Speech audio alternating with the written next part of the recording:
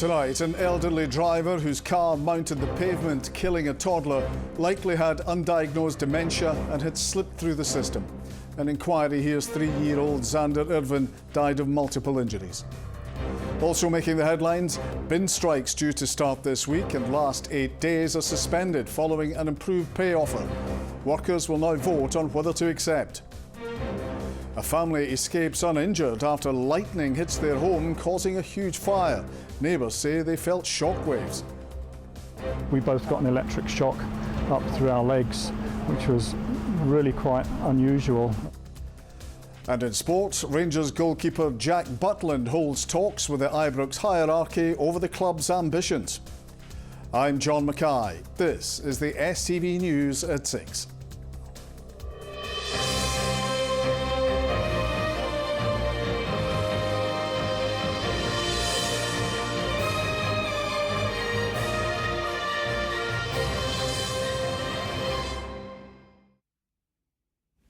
Good evening. An elderly driver who killed a toddler in Edinburgh after mounting a pavement likely had undiagnosed dementia, a fatal accident inquiry has heard.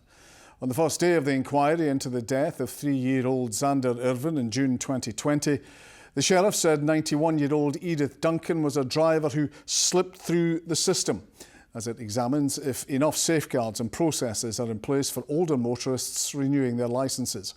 Our political reporter Laura Alderman was in court. Arriving at Edinburgh Sheriff Court this morning, the parents of Xander Irvin, seen here on either side of their solicitor, came to hear how the fatal accident inquiry into their son's death would proceed and if there might be answers for them. On the 30th of June 2020, 3-year-old Xander and his mum Victoria were walking along Morningside Road in Edinburgh when a car accelerated and mounted the pavement, hitting them both. Xander was rushed to hospital but died shortly after from multiple injuries. The 91-year-old driver of the red Kia, Edith Duncan, was arrested and charged but died 2 months before the trial. Beginning the inquiry today, Sheriff Principal Nigel Ross said Xander's death had been a tragedy and asked for a moment's silence to remember him. His parents, Paul and Victoria Irvin, were tearful and comforted each other. The inquiry heard that at the time of the accident, Miss Duncan was uninsured as she'd cancelled her policy months before because she wanted to save money. At that point, she had no diagnosis of dementia and no medical conditions recorded that would prevented her from driving. But assessments undertaken after the accident confirmed that Miss Duncan, who lived alone, could have had a form of dementia for at least a year prior. Xander's parents were then asked to leave the courtroom as dashcam footage from the accident was played, recorded from a vehicle across the road. One witness, Claire Kavanagh, who was working at an estate agent several doors down, said Miss Duncan was eerily calm and it was obvious she did not realise or know what had happened and what she had done. Miss Duncan repeatedly said she had got new shoes and her foot must have slipped. Miss Kavanagh said Miss Duncan was concerned that eggs she had recently bought would now be smashed. And she said more than one occasion that they'll take my licence off me now. The inquiry will look at the process for renewing driving licences for over 70s and assess if any more safeguards could be put in place. Older drivers must renew their licence every 3 years and any medical conditions must be declared. Sheriff Ross described Miss Duncan as a driver who slipped through the system, someone who rarely needs to see a GP and presented fine, but did not have the awareness to self-refer. Thousands of mourners lined the streets on the day of Xander's funeral to pay tribute to, in his parents' words, a happy, bubbly, intelligent little boy. A memorial to him now sits in his favourite park in Morningside. The inquiry continues at the Sheriff Court tomorrow and will hear evidence from 3 medical experts. Laura Alderman, STV News, Edinburgh. The bin strikes are off this week. 3 council workers' unions are suspending strike action to put a new pay offer to their members. Unite and the GMB say it is the best offer they're going to get, but Unison is recommending that members should vote against and hold out for a better deal. Political editor Colin Mackay has been following the talks. So Colin, where does this leave us? Well, there will be no bin strikes this month. Industrial action across 26 councils has been suspended. So there will be no repeat of 2 years ago when the rubbish piled up high in streets right across Scotland. The new pay offer would guarantee the lowest paid council workers almost £1,300 extra this year, a 5.6% pay increase for them. Overall, an average pay increase of about 3.6% according to the unions. Now, Unite says that it's the first time in years all council workers will get an above-inflation pay rise, and they're recommending support. The GMB says it's the best deal they're going to get, but Unison wants more. I just hope that the members get this good deal over the line, and because they deserve it, they really deserve what this deal is all about. Now, we were told months ago by our waste workers that we wanted parity with the deal that was made down south in England and Wales. We've actually bettered that deal. We'll hopefully get out to consultative ballot this week, and that will take around 2 or 3 weeks for that ballot to conclude. So it'll be early September when we know whether the offer has been accepted or not. But there'll be no strikes in the meantime? There'll be no strikes from the GMB while we're balloting on that offer. We want some more that will make it a fair offer for everybody. The current offer is short of what we are looking for, and also the kind of structure of the offer doesn't create a level playing field for everybody.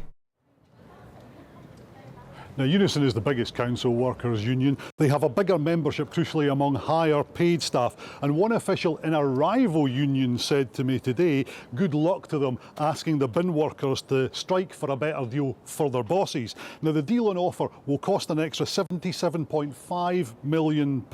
Just over half of that will come from the councils, the rest will come from the Scottish Government. And all of it will mean cuts to other parts of the budgets, to other budgets within councils and the Scottish Government. Because this all comes down to priorities, and for Scottish Government ministers, stopping the bin strikes was a big priority. I certainly hope that the deal is accepted because it is a strong offer, and I have to be honest and say it is absolutely at the limits of affordability. The £77.5 million that we've identified, a mixture of programmes being changed, local government being given flexibilities from funds that are allocated for other purposes. All of these decisions are going to be really, really difficult, and we'll set out the detail of that in due course. But this isn't money that was going spare, this is money that has been found from other programmes. So to be clear, Colin, these strikes are not cancelled, just suspended. Absolutely, they're on hold for now. In fact, Unison is still pressing ahead with a ballot of school staff, and if they reject this pay offer and vote for strike action, schools could still close their doors for days next month. So this is not completely over yet. The Scottish Government though need to move on to the next set of pay talks, and that's in the health sector. Nurses down south have already been promised a 5.5% pay rise by the new Chancellor. They're going to be looking for at least the same here. But remember, there have been no NHS strikes in Scotland over the course of the last year. This time, they'll be hoping for more of the same. Colin in Edinburgh, thank you. And apologies for the interference in Colin's signal there. A family in the Highlands have had a lucky escape from their home in Aviemore after it caught fire during lightning and thunderstorms. No one was injured, but their house has been seriously damaged. Locals described feeling electric shocks going through bodies when the lightning hit. There were more than 2,000 lightning strikes across Scotland this morning. Vanessa Taff has more. A split second and it was up in smoke. This family home was hit by lightning at breakfast time, causing the roof to catch fire, destroying their home. It suddenly got very, very dark, and I could see some lightning across the hill over the back. So I went to the front door just to watch the effects, and there was a very, very loud crack. So my wife and I and a few other people who live here locally were about 50, 60 yards away from the house that's been struck. We both got an electric shock up through our legs. Firefighters battled the blaze as smoke filled the skies around the local area. More than 2,000 lightning strikes hit the country this morning, along with torrential downpours. On arrival, the crews were faced with a really fully developed fire. It's a timber-framed, large detached property, but the fire had spread very, very quickly. The lightning strike has penetrated the rear gable of the house, and it's obviously spread very quickly through the roof cavities and the voids and the fabric of the building. Despite weather warnings, it's becoming difficult for fire teams to battle the climate. It's kind of testament to the type of incidents that we are facing as a fire service now: environmental issues, flooding, climatic conditions. Possibly anticipated that we were going to have issues, but again, random acts like this, it's very, very hard to plan for. The family escaped their home and are safe and well. It'll take some time to clean up and come to terms with the damage caused by Mother Nature. Vanessa Taff, STV News. To other stories, and police are trying to establish who was in a car which crashed in Fife, killing all the occupants. The Mercedes caught fire after leaving the road, ending up in trees between Kelty and Blair Adam last night. The B914 was closed throughout today as investigations continue. Officers are appealing for dashcam footage. Pregnant women and some elderly people are being encouraged to get vaccinated against respiratory syncytial virus, or RSV, a common and highly infectious virus, affects the breathing system. RSV is the leading cause of emergency respiratory admissions, with more than 1,500 children aged under 1 hospitalised with the virus last year. I had heard of RSV before, and I just think after doing research, if for whatever reason I didn't get it and my baby was to contract RSV, I don't think I would ever be able to forgive myself, because it's such an easy thing to do, to just come and get it. In the under 1-year-olds, around 50% of them get the infection. Within 2 years of life, most children, almost all of them, will get the infection. It's how they respond to the infection. So those who are well and able to manage it, they respond well and symptoms remain mild. But those who may have conditions like chronic lung disease, heart disease, or conditions that affect their immune system, they could get serious illness. Cancer patients must check whether they could qualify for disability benefits, according to Cancer Card Scotland and the Scottish Government. Adult and child disability payments are available to help cover the extra costs of being ill. Crucially, applications from people with a terminal diagnosis are also fast-tracked. A decision can take as little as 48 hours. Environmental campaigners say the Scottish Government is not doing enough to protect Scotland's seas. Groups including the National Trust for Scotland and the Wildlife Trust have submitted a letter claiming protection has stalled on the 32 marine protected areas. The Scottish Government says it'll consider the petition. A group of parents of young adults with Down syndrome are calling for more appropriate housing for their children in Scotland. Many people with the condition are more likely to outlive their parents in comparison to 40 years ago. The group, Cohousing for Independent Living, is exploring differing housing options for their kids who are ready to fly the nest. Amy Flett reports. Every morning, 22-year-old Tom gets ready for work as a cleaner. He has Down syndrome and still lives at home with his parents, but he has dreams of getting his own place. When I get older, I want to move out from this house and start a lovely, good life in my own house, by myself or with someone I really love or a best mate. Just like any other young person, it's just a natural progression that you would leave the family home. Tom's got a girlfriend and he wants to get married, and why not? I do. It's really important that they have a wider range of options than they currently do. I mean, we have found from our own research that the options available at the moment are often inadequate. That's why Lisa and Bob have joined other parents in setting up Cohousing for Independent Living, or CHILL, with the aim of creating more housing options for people with Down syndrome. And I'm going to give one to you, Derek. In this workshop, the charity are gathering the views of people with the condition on independent living as part of their initial research. I've always wanted to move out since I was younger, and I've always considered shared flats. Independence is vital to everyone with a disability, including people with Down syndrome. You're giving them a chance, you're giving them a purpose to life.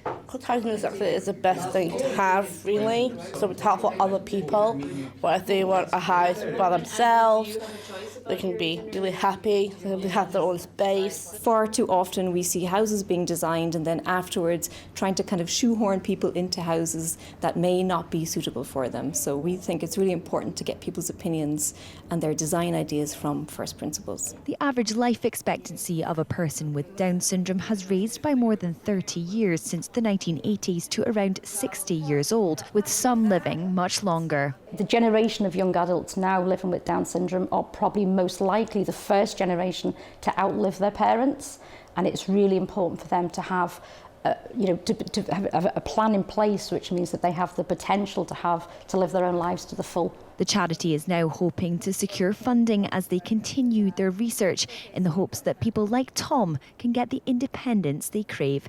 Amy Flett, STV News. The stories in the West, and the family of a woman who died after being hit by a police van in Motherwell are bringing a civil action against Police Scotland. Margaret McCarran died in hospital after the incident on Mary Street in September 2021. Her family say aspects of the incident remain unclear to them, and they hope the action in the Court of Session will give them answers. A police officer has been charged in connection with the incident and made no plea at Hamilton Sheriff Court in April last year. For more than 20 years, it's brought the stirring sights and sounds of Scotland's national instrument to the streets of Glasgow. The Piping Live Festival has returned to the city with a programme of 150 events over the coming week. Formal celebrations got underway today in true Piper style, with hundreds of musicians marching through the West End in a big band performance. Fraser Nicholl was among them. A drum roll for the big band. Back with a bang for its 7th showcase, a Scottish spectacle on the streets of Glasgow. This gets you a free song on the back of your neck. My husband enjoys it as well. We always have done since we were young, brought up with Cayley music. When I came in the underground there, you couldn't move for pipers, trying to get on, trying to get off, you know. Oh, it's fantastic.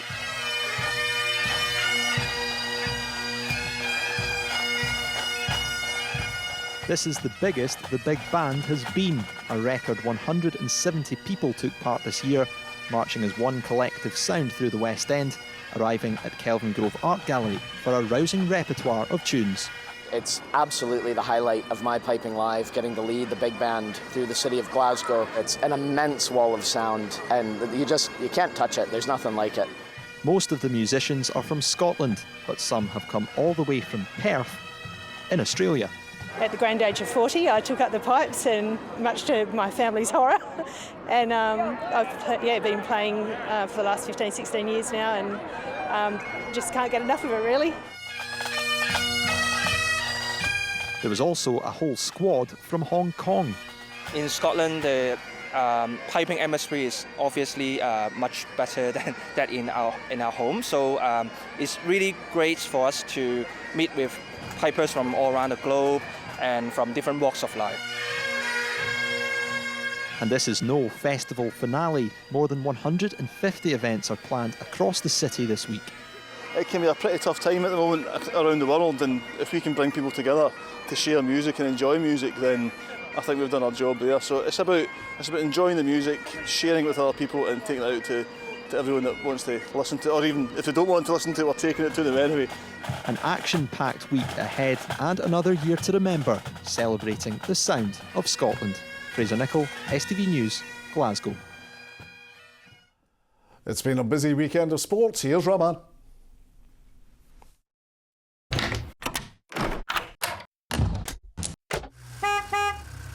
STV Sport, sponsored by the C.R. Smith Summer Sale.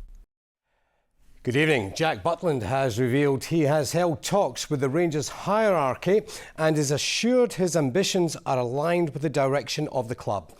The goalkeeper, who was the subject of interest during the January transfer window, has given a clear indication that his future lies at Ibrox.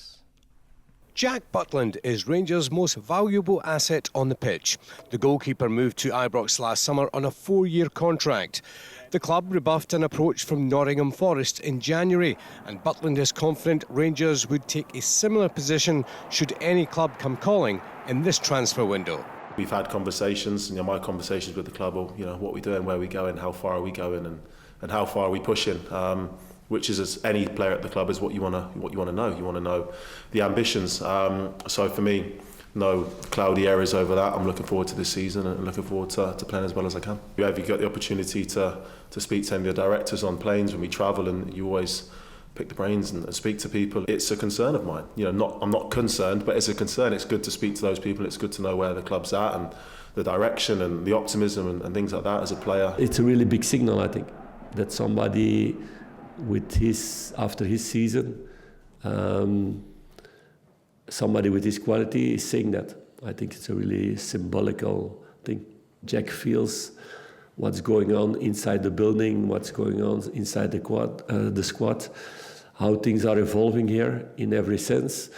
Things that fans cannot see because they only see the game and the result.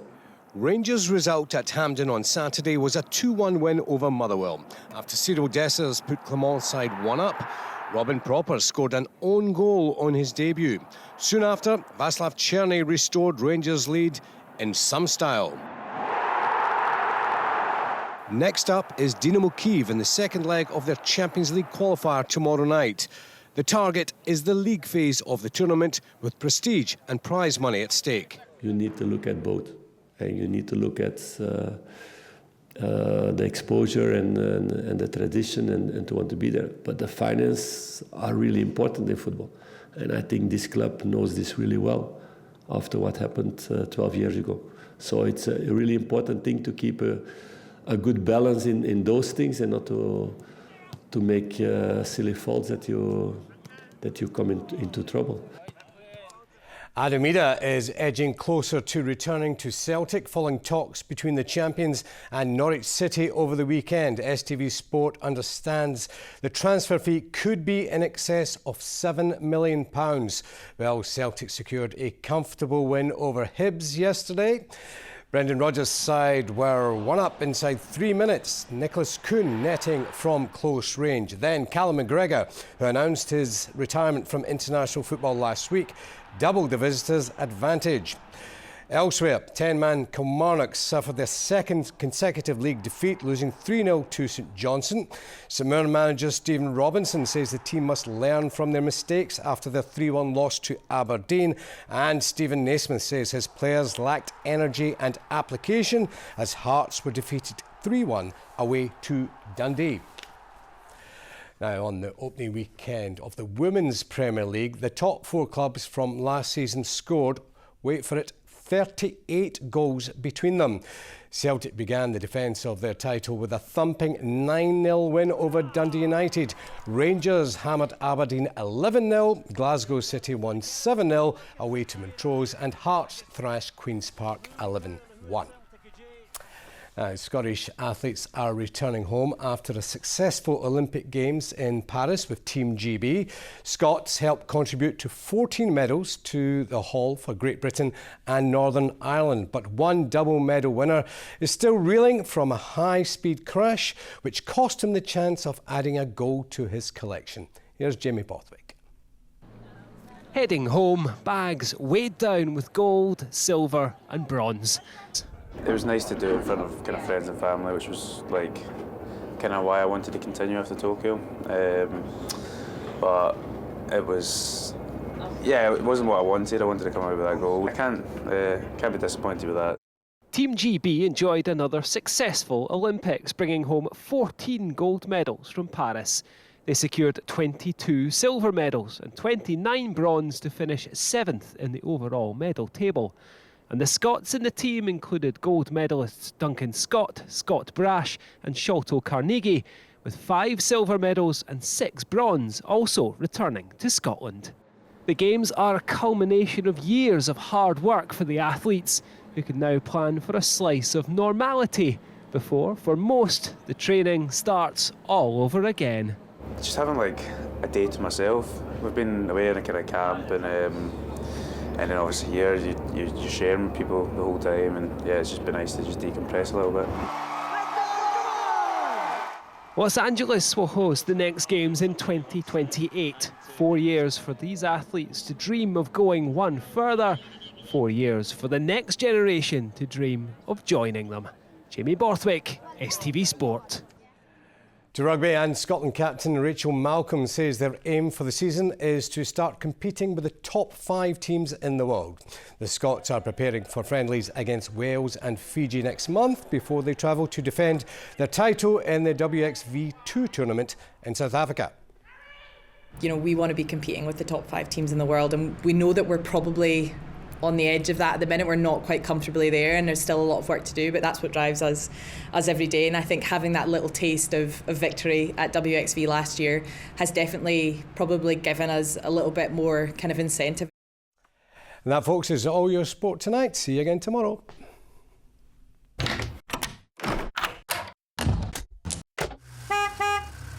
STV Sport, sponsored by the C.R. Smith Summer Sale. We've had it all in the weather: thunder, lightning, downpours and sunshine. What's next? Here's Sean. A dry start to the day will become increasingly splashy. TUI sponsors STV Weather.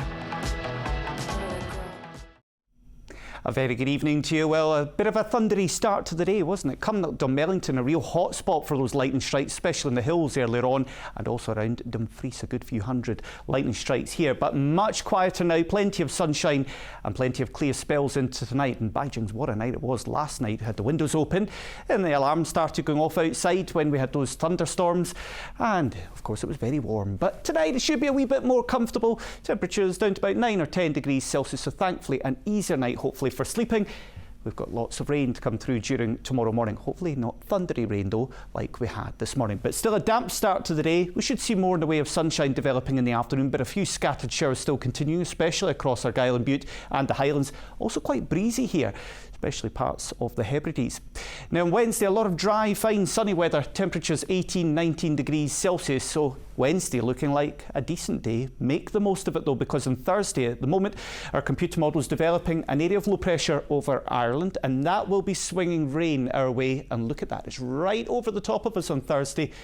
So if you've got plans for Thursday, it is looking very wet at this stage. So Wednesday, you've got a lot of dry, fine, sunny weather and still warm. But then we've got the rain on Thursday, heavy bursts, and with the rain around in the afternoon, temperatures probably 15 degrees. Bye-bye. TUI sponsors STV Weather. That's it. Thank you for watching. Enjoy your evening. Good night.